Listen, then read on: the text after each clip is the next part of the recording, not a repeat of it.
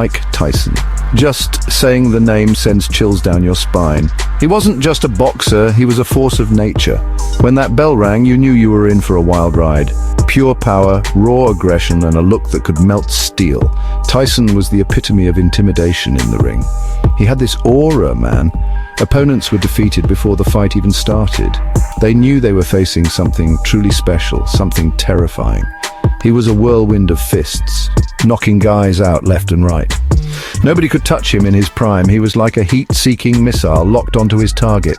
Tyson transcended boxing. He became a global icon, a symbol of raw power and athleticism. Love him or hate him, you couldn't look away. Mike's childhood was rough, man. Growing up in Brownsville, Brooklyn wasn't easy. It's one of the toughest neighborhoods in New York City. Poverty, violence, you name it. He saw things most kids never see, got into trouble a lot, ended up in and out of juvenile detention. That's where his life could have gone sideways for good. But then boxing came along. He discovered it at the Tryon School for Boys.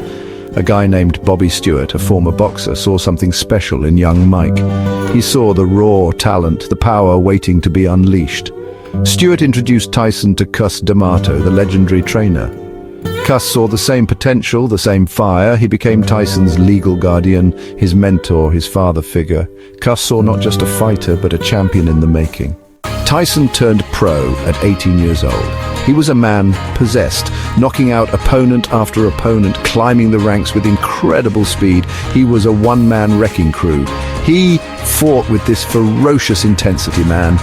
It was mesmerizing to watch. He'd bob and weave, slipping punches, then unleash those devastating combinations. Nobody could withstand his power. In 1986, at just 20 years old, he became the youngest heavyweight champion in history. He knocked out Trevor Berbick in the second round. It was a statement. Mike Tyson had arrived. He unified the titles, beating James Smith and Tony Tucker. He was on top of the world, the baddest man on the planet. February 11th, 1990, Tokyo, Japan. Mike Tyson, the undefeated, undisputed heavyweight champion of the world, was facing Buster Douglas. Nobody gave Douglas a chance. Tyson was 37 and, knocking everyone out. Douglas was a 42-1 underdog. It was supposed to be another easy win for Iron Mike. But something was off that night. Tyson didn't look like himself. He wasn't focused. Douglas, on the other hand, fought the fight of his life. In the 10th round, it happened. Douglas landed a massive uppercut, sending Tyson crashing to the canvas. The world was in shock. Tyson was knocked out for the first time in his career. Section 5, Battles Outside the Ring, Tyson's Controversies and Legal Troubles. Tyson's life outside the ring was as chaotic as his fights. He struggled with fame, with relationships, with his own demons. He went through a very public and messy divorce with actress Robin Givens. There were accusations, denials, and a media frenzy. Then came the rape conviction in 1992. He was sentenced to 6 years in prison.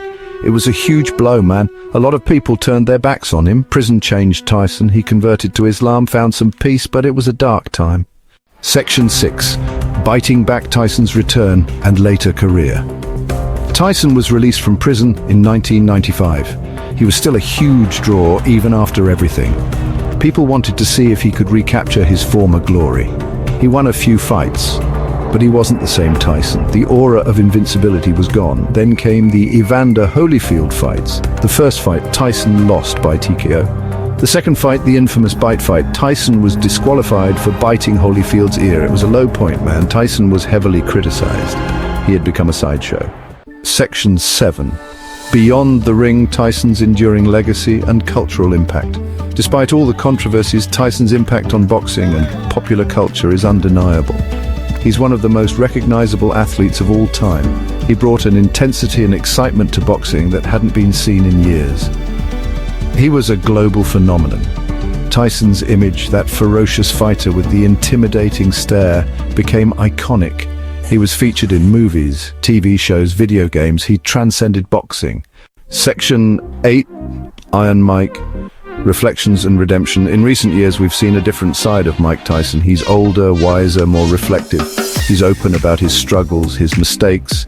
He's doing podcasts, documentaries, even a one-man show on Broadway. He's found a way to connect with people on a different level. He's even made peace with some of his former rivals, like Evander Holyfield. There's a sense of forgiveness, of redemption. Section 9. The Tyson Mystique, a fighter forever etched in boxing history. Mike Tyson's story is one of triumph and tragedy, of incredible highs and devastating lows. He's a complex figure, flawed but fascinating. He was a beast in the ring, a force of nature. He made mistakes, he paid the price, but he never gave up. Love him or hate him, you can't deny his impact. Mike Tyson is a legend, a one-of-a-kind fighter who will forever be etched in boxing history.